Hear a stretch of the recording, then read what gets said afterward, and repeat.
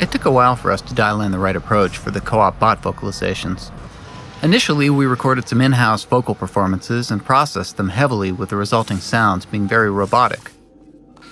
However, as the animations being created for the bots were so broad and expressive, it's important to give co-op players a way to coordinate their action. Seeing how our players naturally wanted this ability, we decided to support it with the ping timer and ended up designing some puzzles around it. Due to lag and other issues, syncing up actions over voice chat turned out to be rather difficult. Therefore, we created the countdown timer as a way for players to keep in sync. It's completely predictable. Both players see the go at the same instant, and the clocks run in sync even if they're on different systems.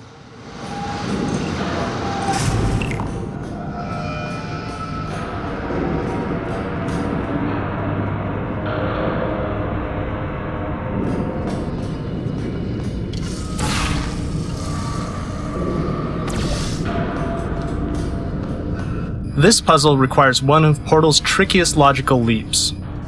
Early playtesters often took longer than their patience would allow, and were nearly ripping out their hair by the time they'd finally solved it. But almost everyone insisted that the payoff was by far their favorite moment in all of co-op.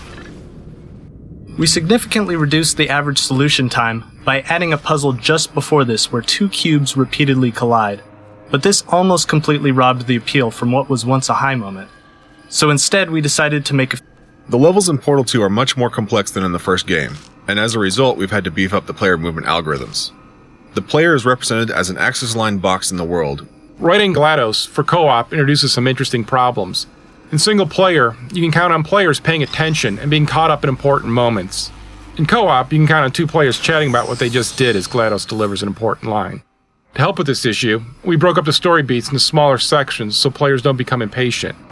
We also repeat the points multiple times to ensure the message sinks in even if you missed it a few times.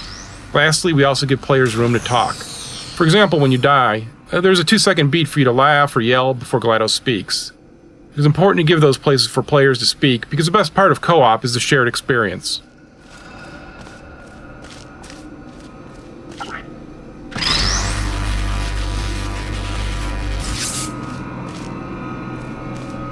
In just a moment, the word